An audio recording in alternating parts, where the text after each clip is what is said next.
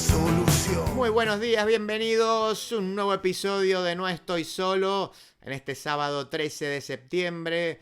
Mi nombre es Dante Palma, voy a estar aquí acompañándolos hasta las 11. Juanjo Agüero produce, Juana Silva opera, la RZ transmite www.larz.com.ar, también en la aplicación de la radio, también en mi canal personal de YouTube, youtube.com/palmadante. Estos son todos los espacios a través de los cuales nos escuchan y nos ven. También se pueden comunicar en Facebook al No Estoy Solo, Twitter no_estoy_solo, Instagram No Estoy Solo Radio. Una semana, bueno, queda todo tan lejos. ¿Se acuerdan? Ustedes eran muy chicos, pero hubo una elección con un resultado que nadie previó. En ese nadie, por supuesto, está incluido quien les habla, quien les decía, bueno, la elección va a estar pareja, 3 puntos para un lado, 3 puntos para el otro. Silencio, llámese silencio, señor. Si usted no sabe nada, cállese. A favor mío, ningún otro la pegó tampoco, así que va, en fin.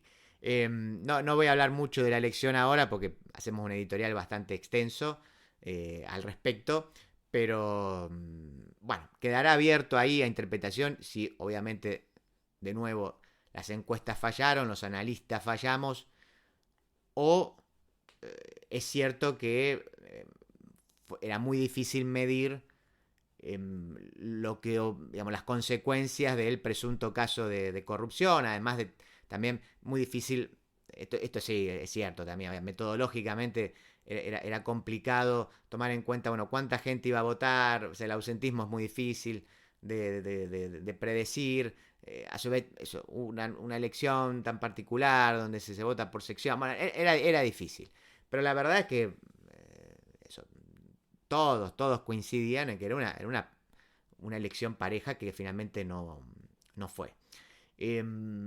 Hasta ahora el gobierno no parece haber reaccionado más que con algún cambio cosmético. No parece que sea el mejor camino.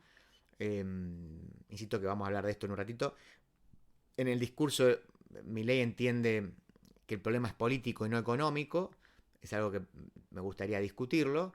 Sin duda que el problema es político. Acá hay un problema político, pero me parece que sería un error descartar que también hay un problema económico y que probablemente muchos de los votantes que esta vez no apoyaron al espacio oficialista lo han hecho justamente por problemas económicos, y bastante menos que por un eventual caso de corrupción, que seguramente por haber torcido la voluntad de algún sector, pero me da la sensación de que pasó otra cosa. Con el dato a su vez muy interesante, que después lo voy a desglosar con mayor detenimiento, de que, estoy hablando en líneas generales, a ver, que el peronismo no sumó más votos, si sacó, más, depende incluso cómo hagamos la cuenta, si agregamos la cantidad de nuevos electores que se sumaban al padrón, podríamos decir incluso que sacó menos votos, pero vamos a decir lo que sacó la misma cantidad de votos, o muy similar.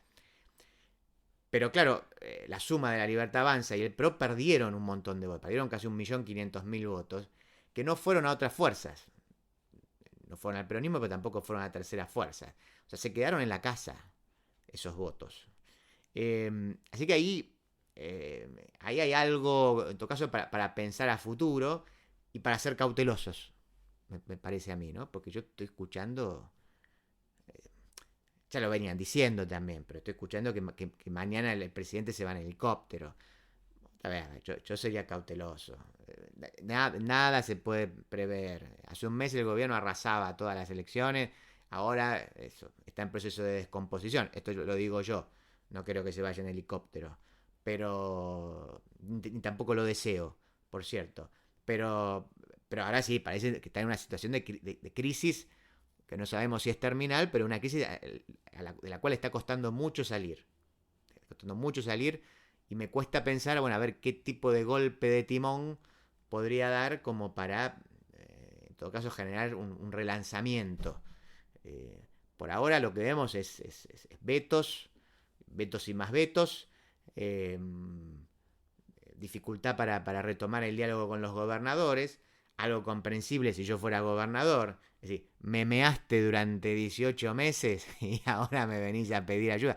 Y encima me volteás, me volteás la guita que me ibas a pasar y vos querés que te ayude. Bueno, no se entiende bien. Lo que yo les decía también creo que la semana pasada, ¿no? Cuando... A ver, uno entiende los gestos de fortaleza que tiene que dar un gobierno, pero hay momentos donde eso más que una estrategia parece una incapacidad, es decir, la incapacidad de la flexibilidad, de moldearse, de adecuarse a la situación con vistas a determinados fines. Y pareciera estar en esta última situación el gobierno. O sea, el gobierno se está pareciendo demasiado a Milei. Y parece que en eso es un problema, por lo menos al momento de entender cómo funciona la política, las negociaciones, algo que por cierto había hecho bastante bien. Podríamos pensarlo para un próximo editorial, ¿no? Pero quizás el gobierno funcionó bastante bien, por lo menos cuando en lo que tenía que ver en la relación con la política se pareció bastante poco a Milei. Cuando eso giró, hacia más o menos abril de este año, empezaron los resbalones y los tiros en los pies y los errores. Uno no sabe si también se adjudicarlo a la hermana, probablemente alguien con muy poca experiencia, probablemente no, alguien con muy poca experiencia y que probablemente no tenga la capacidad para ejercer el cargo que ejerce.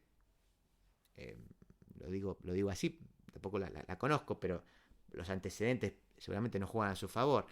Bueno, en fin, así que de eso vamos a hablar.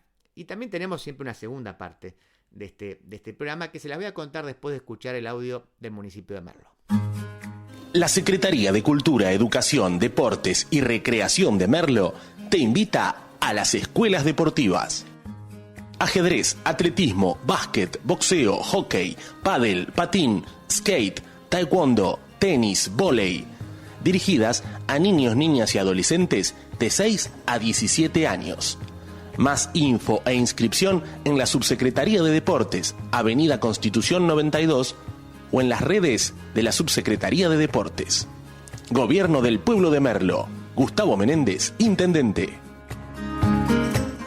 Muy bien, en esta segunda parte del programa vamos a hacer como un poquito de filosofía. A propósito, la excusa es uno de los tantos libros de filosofía que sale todo el tiempo. En este caso lo publica Ariel, de un escritor, filósofo, guionista español que se llama Daniel Tubau, que escribe 7 maneras de encontrar la felicidad según los griegos.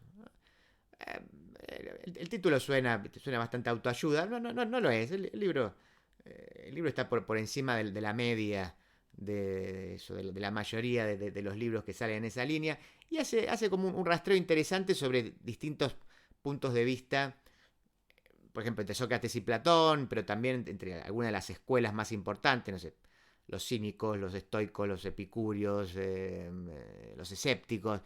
Así que vamos a hablar un poquito de filosofía, vamos a hacer una introducción a la misma en búsqueda de la felicidad, si se me permite. Ambicioso, es la segunda parte del programa. Sí, reconozco. Pero bueno, primero hablamos de política y de lo mal que estamos como país, y después les propongo leer a los griegos para llegar a la felicidad. Me parece que no es un mal combo para el día de hoy, para este sábado. ¿No? Bueno, así que acepten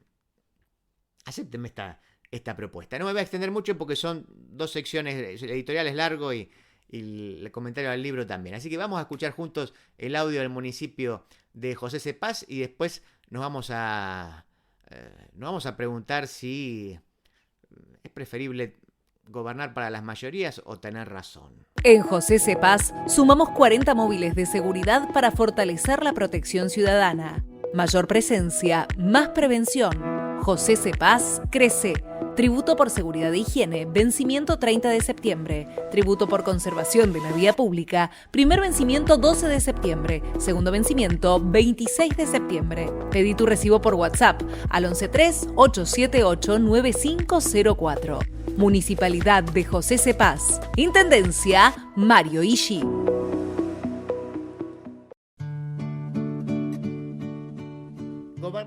las mayorías o tener razón. Pasó la elección de la provincia con un resultado que nadie previó, el triunfo abrumador del peronismo. A diferencia de esas elecciones donde todos ganan, en el sentido que cada uno de los actores puede adoptar como una perspectiva de la cual sentirse vencedor, nosotros ganamos en esto, aquí el resultado fue contundente. ¿El escándalo de presunta corrupción de la hermana de Milei fue relevante? Bueno, a ver, si le creemos a las encuestas previas y queremos ser condescendientes con ellas, golpeó o habría golpeado mucho más de lo que se preveía, y eso es lo que permitiría justificar que la distancia fue mayor a la esperada. Es una especulación, pero bueno, podemos suponerlo. En cuanto a los números, a ver, lo digo rápido para no marear, ya lo escucharon seguro, pero bueno, una diferencia de casi 14 puntos, peronismo ganador en 6 de las 8 secciones, más de 100, finalmente creo que fueron, de los 135 municipios en manos del peronismo, 34 de las 69 bancas, incluyendo diputados y senadores, a favor, del oficialismo provincial, lo que le va a permitir tener quórum propio en la Cámara de Senadores, no en la de diputados, que quedó cerquita, pero no la alcanzó. Municipios como Ensenada, Malvinas Argentina, Avellaneda y Berazategui, con alrededor de 2/3 de los votos de los electores a favor de los oficialismos municipales, ¿sí? Algunos 68, otros 64, pero hay más o menos 2/3. Triunfos en municipios, entre comillas, del campo, cercanos a la zona del campo, que fueron siempre reticentes, o casi siempre, al peronismo de 2009. Bueno, no hay mucho más que agregar. Lo voy a decir así. El León tuvo culo de mandril y hocicó, si se me permite un poco de teratología soez. Ahora bien, aunque no sea del todo real, en cada elección acaba siendo más importante muchas veces el lunes posterior que el domingo de la votación, en el sentido de cuál es la narrativa capaz de imponerse al momento de explicar los resultados. Si dejamos de lado los exabruptos, creo que también los habrán visto por ahí, esto de gente que vota mal porque son negros que les gusta cagar en balde, para entender cómo recibió el golpe el gobierno, me parecería que alcanza con prestar atención, si me acuerdo, creo que fueron 7-8 minutos, al discurso de Milei del domingo por la noche en el búnker. A propósito de ello, me parece, se trató del acto cúlmine de una serie de errores en la estrategia electoral, yo diría rayanos en el amateurismo. ¿Por qué? Porque bueno, a ver, hacer de una elección provincial, por más que sea la provincia más importante, pero una elección provincial finalmente, en la que los aparatos de los intendentes jugarían todo, porque se elegían los concejales, bueno, hacer de eso, un plebiscito de la gestión nacional, a ver, ponerse al frente de la campaña con su hermana al lado, elegir candidatos mayoritariamente desconocidos, especialmente en la tercera, por ejemplo, y finalmente dar la cara, estoy hablando de Milei, claro, el día de la derrota, en vez de dejarle ese privilegio a los artífices de la estrategia, que finalmente son los grandes perdedores. A ver, el mileísmo es Milei. Mileísmo es Milei. Y en vez de cuidar lo único que tienen, lo exponen a que trague todo el costo político gratis. Inexplicable. Pero en todo caso, a ver, volvamos al discurso, que algunos interpretaron como contradictorio. Y la verdad que desde mi punto de vista fue demasiado claro. Así que yo diría, por el contrario, fue muy coherente. No hubo ninguna contradicción. Presten bien atención. Cuando él se refiere a revisar los errores, vieron que arranca diciendo, nos equivocamos, hemos perdido, una derrota, vamos a modificar. Entonces, él dice, vamos a revisar los errores y a corregir. Así empieza. Pero habló de la política ahí. Después dice, no nos vamos a mover ni un centímetro. Entonces, mira qué contradictorio. No, pero ahí está hablando de la economía. Primero habló de la política. modificar la política. Después dijo, no modificar la economía. Fue clarísimo. O sea, además de ser claro, también expresó, o se pudo ver, o se demuestra, que en la cabeza de Milei, política y economía están separadas, y que para él lo que está fallando es aquello que sería esencialmente corrupto, digamos, ¿no? O que no formaría parte de una ciencia dura, como insólitamente, o exacta, como insólitamente él cree que es la economía, digamos, ¿no? Bueno, eso daría para rato. Pero él entiende que la economía, ¿sí? es equivalente a la física, y que en cambio la política, bueno, es un tema de ladrones y de gente ociosa y corrupta. Y está fallando eso. De la devaluación inminente, de la desconfianza del mercado, de la recesión, de los dólares que se acaban, nada. Falló la política, nos peleamos mucho entre nosotros, vamos a tener que generar una mayor armonía y establecer diálogos constructivos con los hijos de mil puta. Eso es más o menos lo que uno ha escuchado. Quien les habla, quien ha escrito estas líneas que les estoy comentando, entiende que efectivamente falló la política. Estoy de acuerdo. Es más, si ustedes me escuchen, varias veces hemos escrito que el mayor enemigo del gobierno está adentro y que la interna se lo iba a terminar fagocitando al gobierno. Pero también está fallando la economía. No nos engañemos. Ni los votantes de Milei en 2023 eran todos anarcocapitalistas, ni los que le retiran el apoyo hoy son todos republicanos que duermen abrazados a la estampita de Carrió y al gesto indignado de Nelson Castro.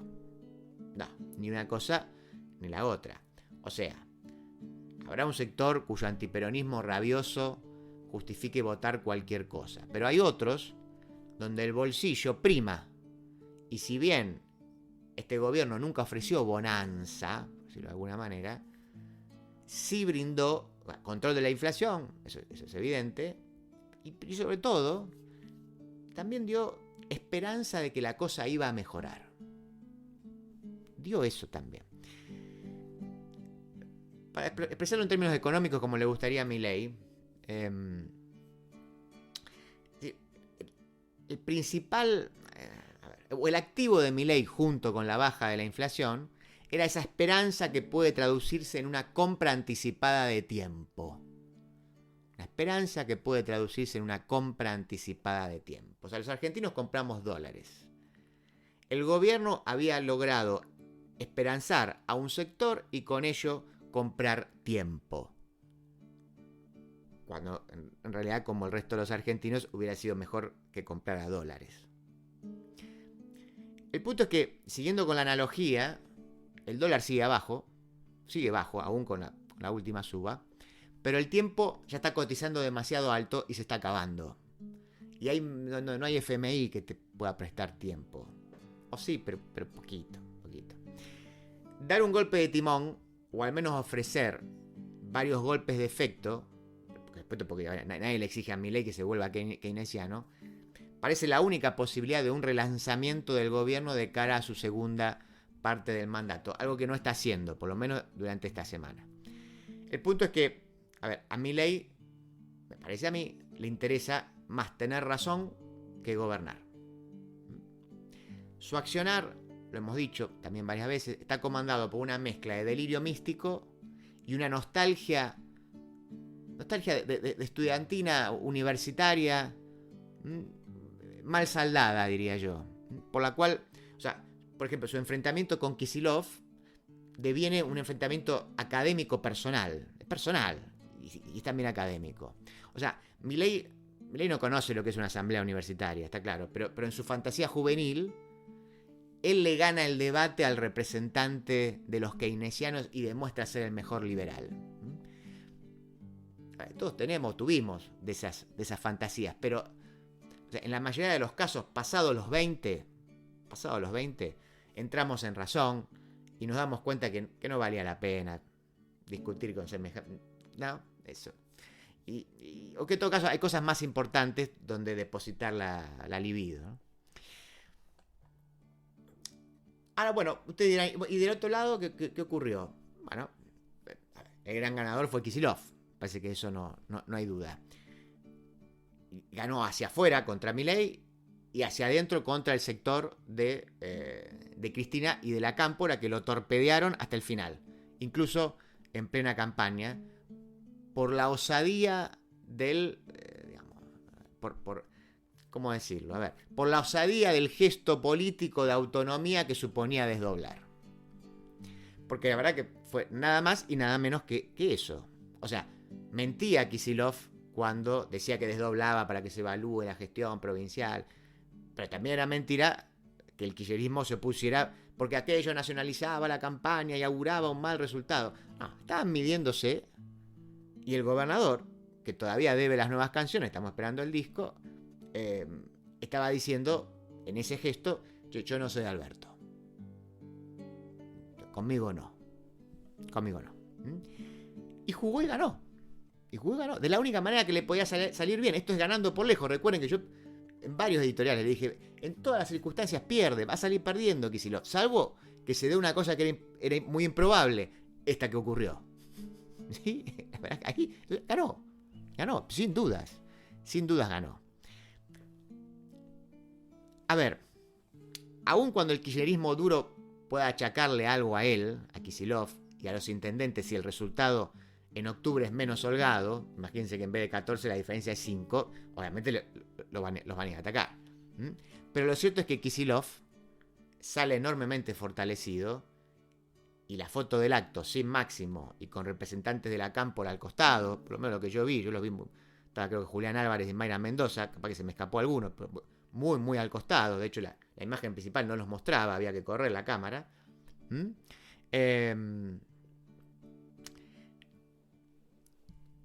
A ver, digo, es esa foto, me parece que se lo cuente.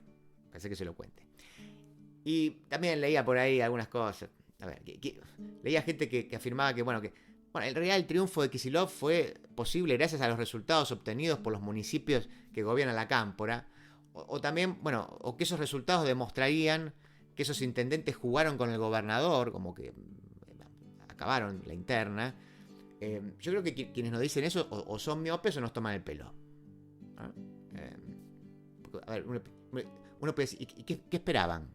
¿Qué esperaba que hiciera un intendente de la Cámpora? O sea, que jueguen para atrás y que pierdan peso en sus consejos para joderlo a Kicillof, para decirle, viste que no había que desdoblar. ¿Eso esperaban que hicieran? No subestimen, somos gente grande. A ver, respecto del discurso de Kicillof, creo que fue correcto y fue generoso. O sea, volvió a agradecerle a Massa, a quien a su vez lo subió al escenario. ¿Se acuerdan que le había agradecido antes? Que Massa estaba emocionado. Y tuvo un gesto de magnanimidad señalando a Cristina y exigiendo su liberación. Parece que fue un buen gesto. Porque podría no haberlo hecho. Como sucedió, por ejemplo, con el comunicado del PJ, que habló de Milei, habló del triunfo, pero se olvidó de mencionar a Kicillof. Se le escapó. Ahora bien, el clima de euforia que rodeó el triunfo, no solo entre muchos dirigentes, sino en militantes y formadores de opinión cercanos al kirchnerismo, creo que merece una advertencia y abre una pregunta acerca de si se están comprendiendo adecuadamente las razones del triunfo. Tomemos algunos datos y también tomemos algunas declaraciones casi al azar, digamos, para llamar a esta cautela, ¿no?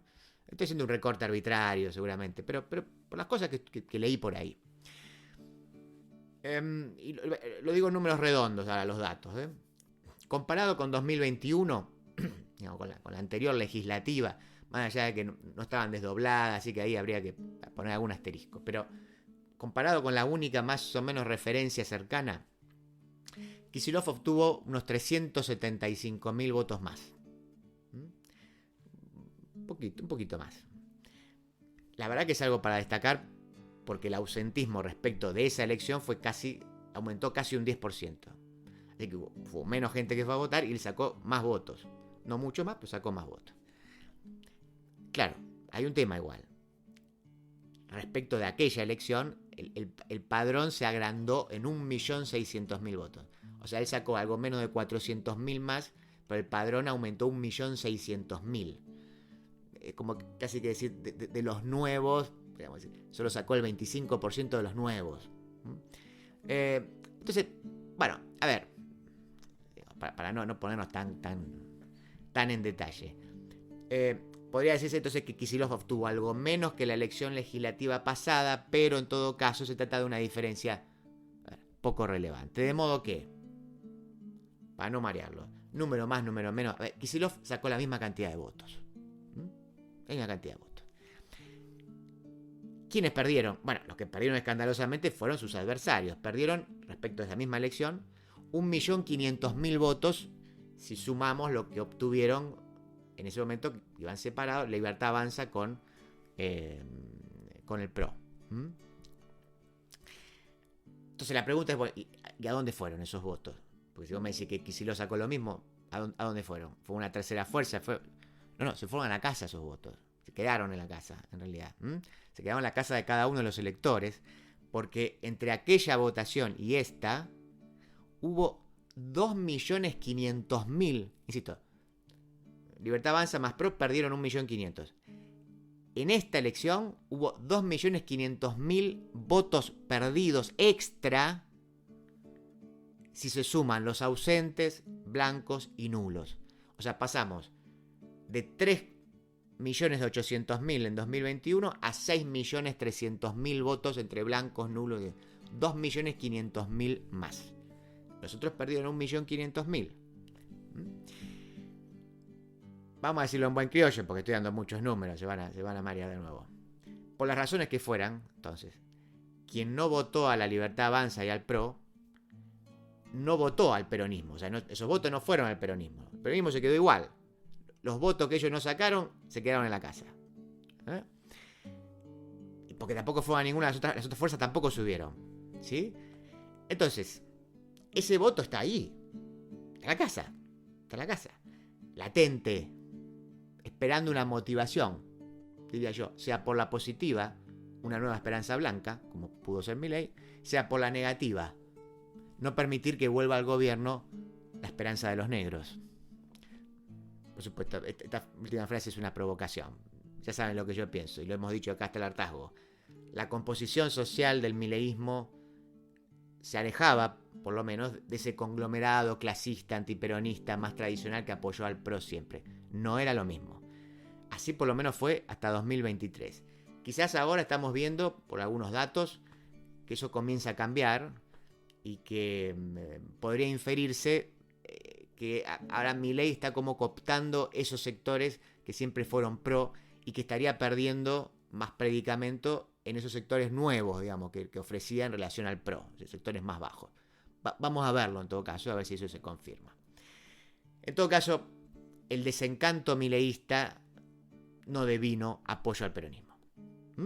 Bien. Con que los desencantados se queden en su casa, le alcanzará al peronismo para obtener buenos resultados. Pero confiar en que ello será siempre así es peligroso, como estrategia, ¿no? Por otra parte, de manera arbitraria, viene a mi mente una declaración que leí ahí, creo que en Twitter, no sé qué red, una periodista afirmando algo así como, bueno, al final el Ministerio de la Mujer no era tan piantavotos. O también a Mayra Mendoza adjudicando el triunfo a Cristina. Fue a verla, sacó una foto y dijo: el triunfo es tuyo, algo así. A ver, ¿en serio alguien cree que el triunfo de Kicillof obedece a una reivindicación del Ministerio de las Mujeres? A ver, seguramente habrá votantes que consideren el ministerio como algo de enorme relevancia, pero suponer que ello es determinante de este resultado, o que por sí mismo podría explicar el regreso del gobierno que prometía, ¿se acuerdan?, volver mujeres. Bueno, eso parece, una vez más, una demostración de un espacio que prefiere tener razón a gobernar. Prefiere tener razón antes que gobernar.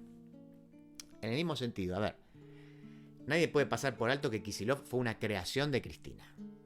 Eso está. Y que a su vez muchos de los votos que él tiene se deben a la identificación con ella, aún en el medio de la interna, pero listo, es el candidato K. Entonces, los votos van ahí por eso. Pero el triunfo no es de Cristina. Bueno, no. A ver, sería exagerado decir que ha sido contra ella, porque también eso supondría... No, los votantes fueron allí a dirimir una interna. No, eso es una estupidez, por favor. Eso es una estupidez. No, como no quieren a Cristina, entonces lo fueron a votar a Kicillof. No, por favor, quien diga eso nos toma el pelo de nuevo, ¿no? Pero es cierto que hace tiempo que el kirchnerismo no hace gestos en pos de favorecer la unidad, por más que obviamente el público van a decir que sí, claro. Más bien hacen lo contrario. Y los principales artífices de este triunfo han sido Kicillof y con su estrategia y los intendentes. En síntesis, a ver, el poder de fuego de todo gobierno. A ver, recordemos, por ejemplo, la remontada de Macri, que estaba muerto políticamente, pero pospaso remontó y achicó mucho. Eso, perdón, más la posibilidad de una lectura equivocada de las razones del triunfo, insisto, deberían llamar a la cautela. El mismo gobierno que hoy parece en estado de descomposición, no sé, un mes atrás arrasaba, lo decíamos acá también, arrasaba. La política argentina vive en una temporalidad que es vertiginosa. Rodeada de cisnes negros, su excepción es la aparición de un cisne blanco, ¿no? Sí, esa es la situación. Quizás un cisne blanco que plantee que es mejor gobernar para las mayorías que pretender tener siempre la razón. El municipio de Ensenada, junto al gobierno de la provincia de Buenos Aires, refuerzan la inversión en educación. Estamos haciendo los nuevos edificios de la escuela primaria número 7, la secundaria número 8 y la ampliación de los talleres de la técnica 1. El Estado presente, reforzando la infraestructura escolar para que docentes y estudiantes tengan las mejores condiciones. Municipalidad de Ensenada, gestión Mario Seco. De la tierra del buen vino nace Finca El Recuerdo, una propuesta elegante, semidulce y amable, con la identidad del Malbec argentino. Finca El Recuerdo, desde Mendoza, dándole identidad a tu mesa. Granja Las Delicias de Marta. Pollos, patos, conejos, pavitas, pollos grandes criados a maíz, todos realmente de granja. Encontranos en Rivadavia 8351, puesto 85, Mercado Vélez Arfield. Pedidos al 4671-7079. Ahora también aceptamos tarjetas de crédito. Lo de Lalo, asador criollo, carne de gran calidad, en un espacio cálido y acogedor. Reservas al 4701-5993, www.lodelalo.com.ar, Avenida Congreso 2011, esquina O'Higgins. Se sumaron 900 nuevos policías para aumentar el patrullaje en las calles. Además, se incorporó más tecnología con chalecos de última generación y armas Taser y Birna de baja letalidad. Conoce más en buenosaires.gov.ar/seguridad. Buenos Aires Ciudad. Librarte 2025. Del 4 al 12 de octubre, de 15 a 21. Viví la Feria del Libro de Berazategui. En el Centro Municipal de Actividades Roberto de Vicenzo, calle 148 y 18. Presentaciones de libros, talleres, espectáculos y un montón de propuestas para disfrutar en familia. Entrada libre y gratuita. Descubrí más en berazategui.gov.ar. Berazategui, corazón de zona sur. Berazategui Municipalidad. Detrás de un libro hay un autor, una idea y una historia. En No Estoy Solo, comentamos las novedades editoriales. Filosofía griega para ser felices. En tiempos en los que no se nos permite otra cosa que vernos y mostrarnos felices, una cita con los principales pensadores griegos para reflexionar sobre justamente qué es la felicidad, por qué buscarla y cómo alcanzarla, resulta en principio una invitación estimulante, especialmente cuando prolifera tanta banalidad y donde pareciera que lo único a rescatar de la antigüedad es esta versión entre extemporánea New Age y pseudo orientalista de los filósofos estoicos. Afortunadamente encontré un libro del guionista, escritor y profesor que es Daniel Tubau, que donde él entiende que los discípulos de Zenón de Sitio, hablando de los estoicos, ¿no? que florecieran también en Roma gracias a las contribuciones de Epicteto, de Séneca, de Marco Aurelio, entre otros, tienen una gran relevancia, claro, pero podemos decir que hay algo más allá de los estoicos y más acá también, por supuesto.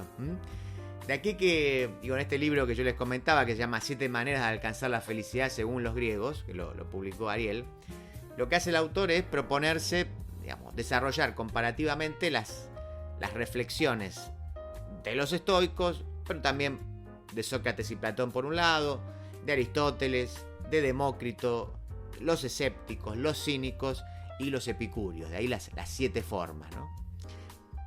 A ver, a trazo grueso, si bien podría decirse que en general todos acordarían en considerar a la felicidad, que el término ahí adecuado sería la eudemonía o la eudaimonía,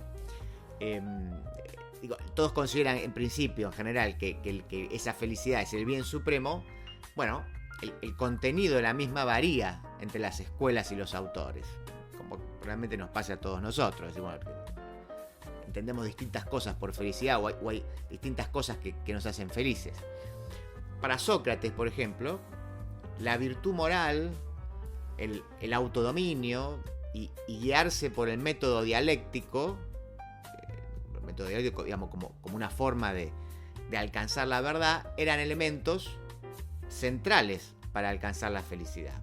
Insisto, autodominio, guiarse por el método, la virtud moral, eso es lo que nos permite llegar a la felicidad. Y en su discípulo Platón, la felicidad se obtiene cuando el alma se orienta hacia el mundo ideal, donde, gracias a conocer la idea del bien, el filósofo se comporta entonces con virtud y gobierna de manera justa. Aristóteles, por su parte, en su clásica querella contra Platón, entiende que la felicidad debemos buscarla en este mundo y no en aquel de las formas perfectas que proponía Platón, ¿no? El estagirita, que es otra forma de llamarlo a Aristóteles, defiende el ideal de vida contemplativa, pero al momento de cultivar las virtudes, entiende que éstas deben trascender lo teórico para efectivizarse en la práctica.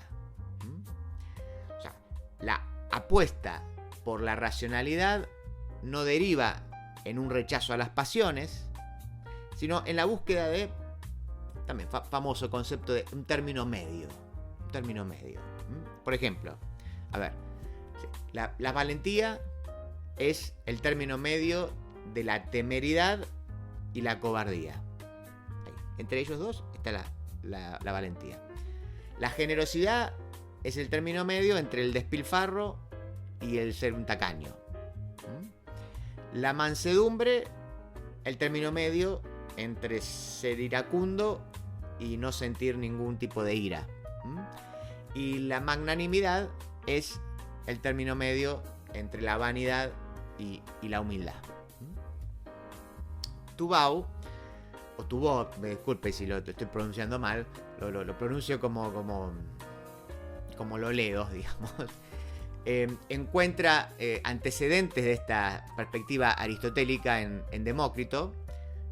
Demócrito es el famoso atomista, aquel que entendía que el vivir bien estaba vinculado al buen ánimo, una eutimía, eso, estar de buen ánimo, el cual, digamos, este buen ánimo se obtenía en la moderación del placer y en la armonía de la vida, evitando tanto los excesos como las carencias. Y fíjense que en este punto uno empieza a ver como una cierta constante. Obviamente, más allá de las diferencias, estamos contando diferencias, pero sí hay constantes. A ver, como una suerte de visión negativa de la felicidad, en el sentido de que, en contraste con las concepciones actuales asociadas, o sea, al consumo, al deseo irrefrenable e incluso a la autoexplotación. Es feliz el que se autoexplota y el que trabaja además. En la gran mayoría de los pensadores y escuelas antiguas que estamos repasando, la felicidad está vinculada a algún tipo de restricción. Al autocontrol, a la moderación. Insisto, cuando en la actualidad parecería ser exactamente lo contrario. Hoy ser feliz es la desproporción. El consumo y lo quiero todo y no puedo más y trabajo más y más y más. En realidad, entonces, en los antiguos vemos más bien lo contrario. Es decir, ¿cómo hacemos para moderarnos? Justo punto medio, ¿sí? No excedernos, que no nos falte tampoco, pero ¿sí? Bueno, vamos a seguir un poquito más. Tomemos el caso de los cínicos. Sea en la versión original de Antístenes o en la del famoso Diógenes, el perro, se trata de vivir conforme a la naturaleza y oponiéndose a las artificiosas convenciones sociales a través de ejemplos prácticos y evitando, digamos, sesudas reflexiones. No, acá no hay grandes conceptos, grandes categorías, ¿no? Más bien lo que hay ejemplos. Esto lo demostraba Diógenes. Les cuento alguna anécdota. Ingresando a contramano de los asistentes de una vez que no sé, la obra de teatro había concluido. Esa era una de las formas de la gestualidad de Diógenes. Toda la gente iba al teatro como el ejemplo de convocatoria, del espacio, de encuentro de lo social. Bueno, como él lo despreciaba, esperaba afuera. Cuando la gente salía, él se apuraba como para entrar. ¿Qué pasa? Bueno, era una forma de rebeldía, si quieren. Sin embargo, claro, a ver, el perro Diógenes pasó a la posteridad por el cultivo de la autarquía, viviendo, famoso, ¿no? ¿Se acuerdan? Vivía en el tonel, en un barril, o sea, con lo mínimo indispensable, y practicando lo que algunos llaman, digamos, la parresía, o sea, el hablar franco, el hablar con sinceridad, que a su vez es una forma de desafío al poder, hablar franco. La anécdota, la más famosa, obviamente. A ver, primero en todo caso, le cuento la de la autarquía, después le cuento la más famosa. La de la autarquía o la autosuficiencia es una que había una invasión a Corinto y estaba ahí Diógenes, y entonces los ciudadanos agarraban sus pertenencias y corrían desesperados para salvar lo que podían. Y parece que Diógenes, bueno, hacía lo mismo, él corría, pero corría sin nada en la mano. Entonces le preguntan, ¿qué estás haciendo? ¿Por qué no agarras tus cosas? ¿No? Y Diógenes le dice, es que todo lo mío lo llevo conmigo. O sea, no tenía nada y no pretendía tener nada. Entonces, lo propio era el mismo. Y bueno, y después, ahora sí, entonces, cuanto a la famosa anécdota de la franqueza, ¿se acuerdan? Digo, Alejandro Magno se encuentra con Diógenes tirado en el piso como siempre, y Alejandro Magno que le pregunta, bueno, ¿qué es lo que deseas? En el sentido de que yo soy Alejandro Magno, te puedo cumplir lo que vos quieras, y él le dice, con un gesto de desprecio, le dice, no, solamente te voy a pedir que te corras porque me tapas el sol. Eso es un gesto parresiasta, digamos, porque es un hablar franco, pero además es un hablar franco que se arriesga frente al poder. Decirle eso a Alejandro Magno podía significar que le corten la cabeza. Por suerte Alejandro no lo hizo. Pero bueno, dejémoslo ahí. En los estoicos encontramos aspectos similares. De hecho, Zenón de Sitio, el fundador, habría sido discípulo de Crates, el cínico.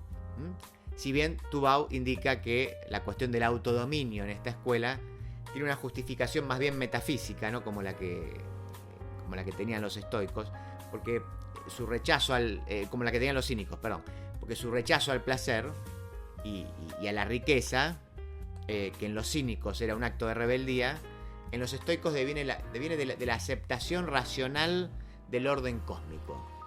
El efecto es el mismo, pero la justificación es distinta. Para los estoicos hay que distinguir lo que no depende de nosotros, el clima, por ejemplo. De lo que sí depende de nosotros. Nuestras opiniones, nuestros impulsos, deseos, aversiones, nuestros actos. Y en realidad hacer foco en estos últimos, digamos, las cosas que dependen de nosotros, porque la felicidad y la virtud la encontramos en la imperturbabilidad del alma, lo que en términos griegos sería la ataraxia, o sea, la imperturbabilidad del alma, que surgirá como consecuencia de un control de las pasiones y de ser indiferentes justamente a aquellas cosas que no podemos controlar. Me parece que es un buen consejo, por cierto, ¿no?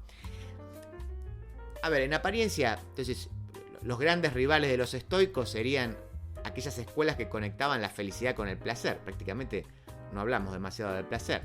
Sin embargo, hay que aplicar ahí un matiz, ¿no? Tubau menciona el caso de Aristipo, que es el fundador de la escuela cirenaica, que ve en el placer el bien supremo, pero que sin embargo también aboga por el autocontrol. Uno piensa, bueno, a ver, si el placer es el bien supremo, entonces lo que tenemos que hacer es fomentar todo tipo de placer en su escala máxima. Y dice, no, espera un poquito, espera.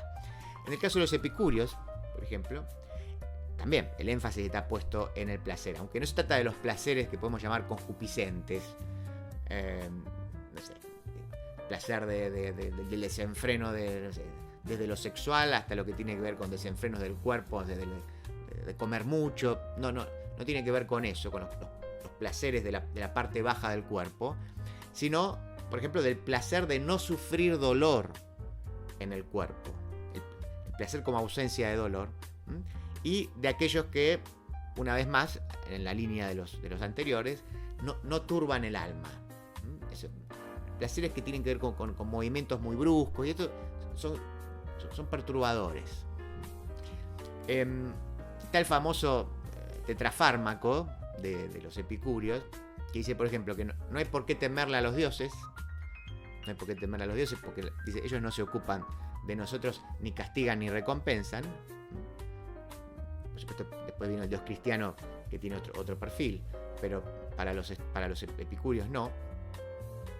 Esos dioses, digamos, los dioses que gobernaban, si quieren, que gobernaban en la época de los epicúreos. Tampoco hay que temerle a la muerte, porque cuando nos morimos no nos vamos a dar cuenta. Bastante obvia la definición. También dicen que que el bien es fácil de alcanzar y el mal es fácil de soportar. Ese es el tetrafármaco, ¿no? 4. Por último, los escépticos, con Pirrón a la cabeza, les tiene que sonar algo de Pirrón, afirman que, dado que no es posible tener certeza de la verdad ni a través de los sentidos ni a través de la razón, la única forma de encontrar la ataraxia, o sea, la imperturbabilidad del alma, no es, como en los estoicos, aceptando ser parte de un orden cósmico, sino asumiendo la ignorancia y con ello la suspensión de cualquier afirmación acerca del mundo. Son escépticos. Digamos, el término mantiene su sentido hasta el día de hoy, ¿no?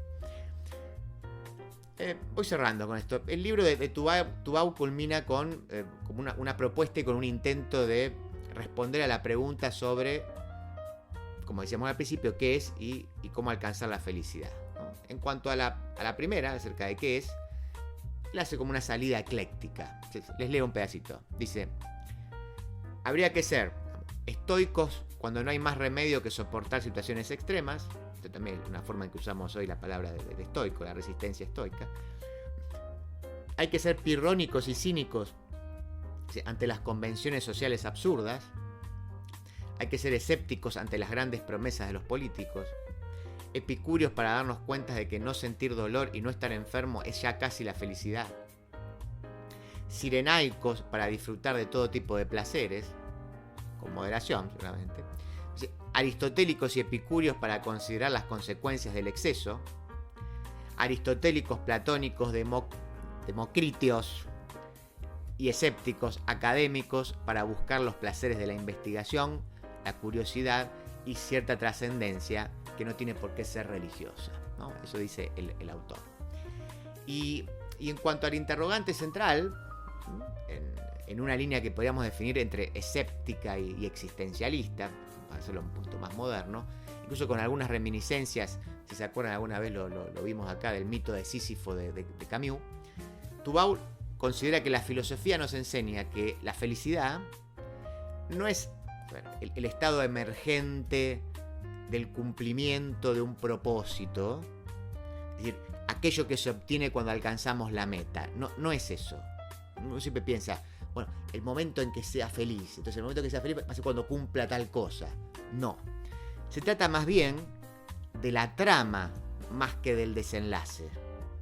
De ese camino hacia el conocimiento que, como el horizonte, como diría el poeta, se mantiene siempre lejano, aun cuando creamos que estamos avanzando. Lo de Lalo, asador criollo, carne de gran calidad, en un espacio cálido y acogedor.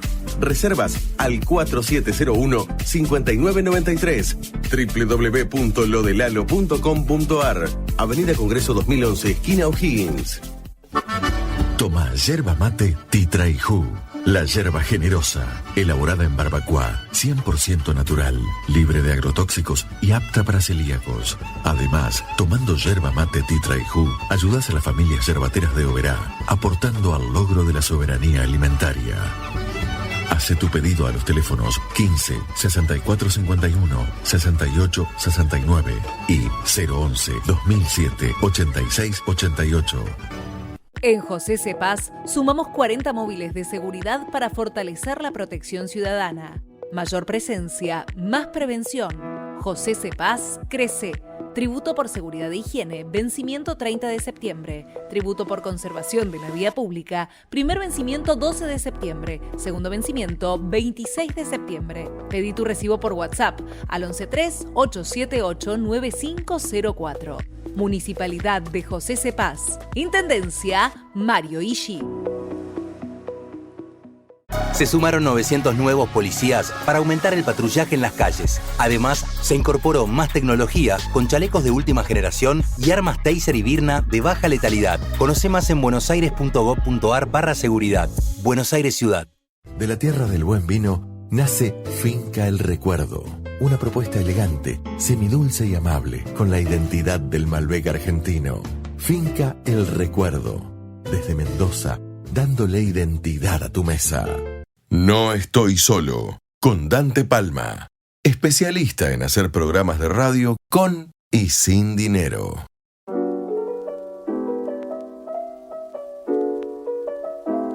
Llegamos al final del programa, espero que hayan disfrutado del editorial, también espero que les sirva, que puedan encontrar la felicidad, especialmente este sábado a la tarde, ¿sí? O mañana en última instancia, en todo caso la semana que viene. Pero bueno, y si no, por lo menos lean filosofía, que nunca viene mal, por cierto. Esto me da el pie para pasar el chivo, naturalmente. Sigue abierta, por supuesto, la inscripción al curso que estamos dando en mi canal, en el canal de YouTube. Entender la política, Platón, Maquiavelo y los ingenieros del caos. Como indica el título, vamos a hablar bastante de Platón, de su idea del filósofo rey. Después vamos a hablar de cómo Maquiavelo rompe con esta relación que establecía Platón entre la moral y la política. Después nos vamos a Giuliano da Empoli y esta descripción de lo que él conoce como, de lo que él llama una época de ingenieros del caos, ¿no? De una serie de la combinación, como decíamos la semana pasada, de algoritmo e ira, impulsada por una serie de especialistas en datos técnicos, justamente ingenieros, que han sido determinantes para la creación de movimientos, podemos llamar populistas, que no son de izquierda ni de derecha, pero que utilizan las redes, las plataformas e internet para azuzar las peores pasiones de los seres humanos, ¿no? Así que bueno, los invito, son 3 clases de 2 horas que se ven online y on demand, o sea, la ven en el canal, la ven las veces que quieran, y para inscribirse tienen que mandar un mail a danteblog@gmail, ahí les cuento cómo es la parte técnica, cuánto cuesta y ese tipo de cosas. Por suerte hay muchos que ya se inscribieron, Hay otros que me preguntaron, me dijeron que se van a escribir. Bueno, están a tiempo, así que espero su mensaje. Me gustaría que lo hagan, nada más porque es mi laburo y bueno, y además es una forma de contribuir también con el canal. Tengo una invitación al teatro, ¿sí? Como tenemos casi todos los sábados. A ver de qué se trata. Hola, Dante Palma y oyentes de No Estoy Solo. Bueno, mi nombre es Alejandro Lifchitz, soy actor, director y dramaturgo. Y en esta oportunidad quería invitar a la audiencia a ver la obra teatral La Changuita, recientemente estrenada en Fandango Teatro. Es una obra que tiene mucho humor, que aborda con ironía y sarcasmo el universo de la cultura popular argentina. La anécdota en sí transcurre en un puestito de venta de carne asada de la Costanera Sur, en el que irrumpe un influencer norteamericano que está enamorado de nuestra cultura popular, quien promete un suculento premio en moneda extranjera a aquella historia de Buenos Aires que, según su criterio, mejor refleje nuestro folclore popular. La obra va los viernes a las 20:30 horas en Fandango Teatro, Luis Viale 108, y las entradas se consiguen por Alternativa Teatral. Comparto elenco con Javier Barceló, Graciana de la Madrid, Aníbal Tamburri, asistencia de dirección Romina Puig. Bien, soy sincero, no tengo tiempo, estuve viendo algunas películas, estuve leyendo algunas cosas, se las prometo para la semana que viene. Quiero que escuchemos ahora juntos el audio del municipio de Berazategui. Una mañana, tras un sueño intranquilo, Dante Palma se despertó convertido en un monstruoso insecto. No estoy solo. 9ª temporada. Librarte 2025. Del 4 al 12 de octubre, de 15 a 21. Viví la Feria del Libro de Berazategui.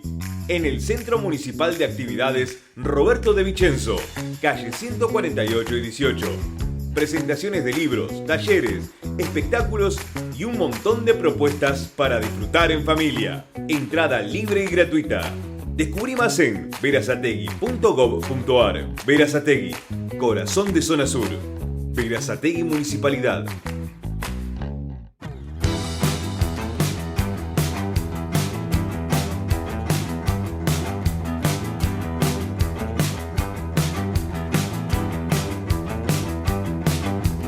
Hoy no estoy solo. Mi corazón es de los que todavía buscan en el viento alguna solución. Aprovecho justamente para mandar saludos, en este caso a Juan José Musi, también a los amigos de Merlo, a los amigos de José Cepaz, bueno, un montón de gente que, bueno, que además se ha presentado a elecciones y que le ha ido muy bien, y es algo que nosotros celebramos desde este humilde programa.